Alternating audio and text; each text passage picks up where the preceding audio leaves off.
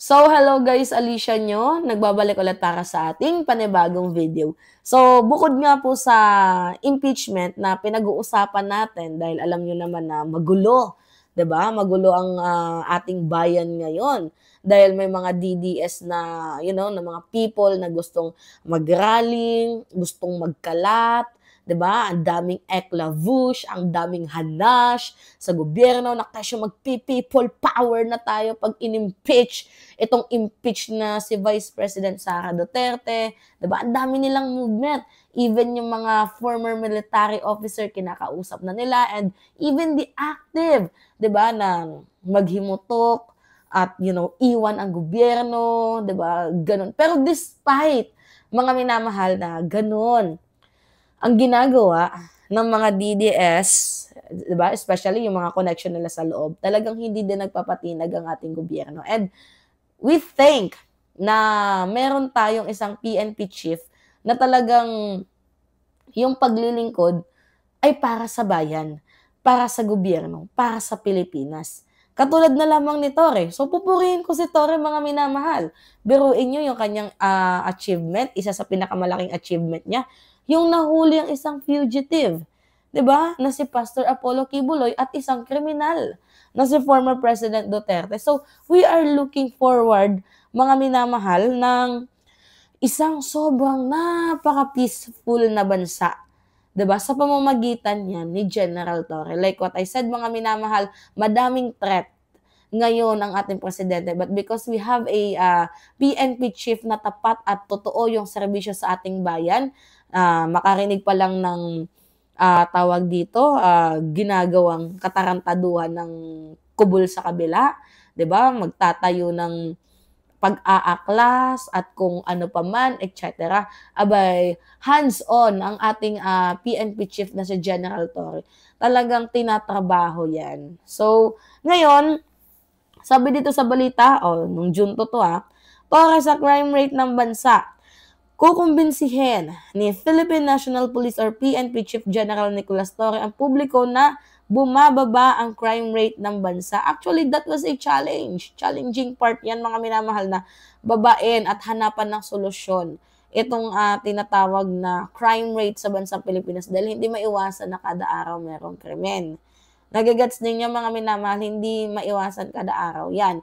But then, nakikita ko sa ginagawang trabaho ni General Torre, like, nababago naman yung imahe ng Philippine National Police. Like, parang kung dati magulo, madumi, kung tingnan, abay ngayon sa aking nakikita, mukhang parang nalilinis na yung bad image na ginawa ng mga past, 'di ba, na PNP chief ng bansang Pilipinas. Ilan lang din naman yung naging tapat at totoo eh.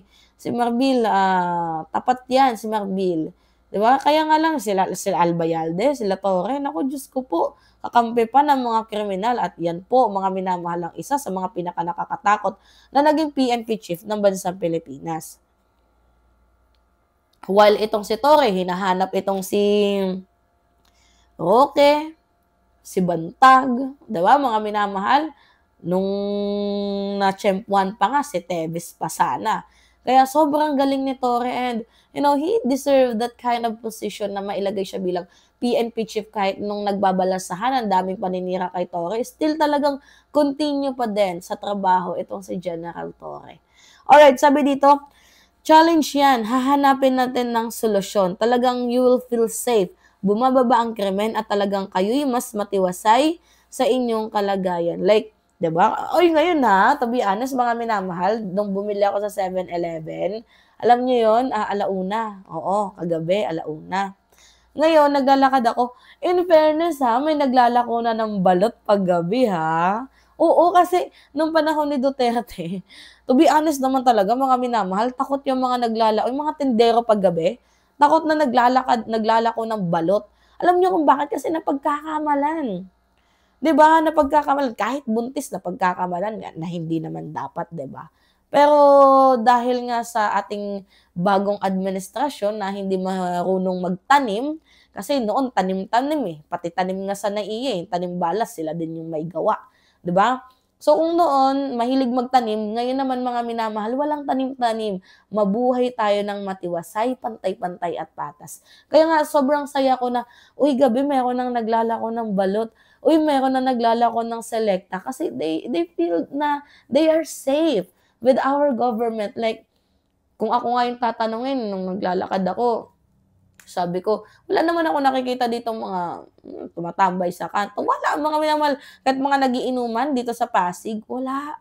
Sobrang wala, as in zero. Well, kudos na din sa pamamahala ni Mayor Vico Soto. Pero, so, because of the government, di ba? Dahil din sa ating gobyerno, isa din yan sa achievement na kaya walang mga tambay, mga adik na naglalakad. Dahil nga productive at talaga nga namang merong ginagawang pagkilos itong ating gobyerno.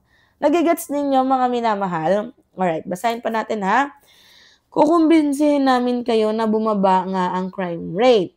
At yun ay sa pamamagitan ng pagsigurado na ito ay inyong mararamdaman, makikita at inyong talaga itong maisa sa buhay. Like, pinapangako ni Torre na ganito yung mangyayari sa atin. You will feel safest, safer, anytime, anywhere. Maglakad ka, walang gagalaw sa'yo. Although, hindi maiwasan yung mga krimen na yan. To be honest, mga minamahal, hindi maiwasan yan. Pero yung punto ni Torre dito, 'di ba, is itatry nilang pababain pa ng mas mababa ang crime rate. Kasi ganito kasi mga minamahal hindi di porket nag-viral ang isang krimen, reflection na siya ng crime rate ng bansang Pilipinas. Maybe yun pa lang yung naganap na krimen, nag-viral nga lang.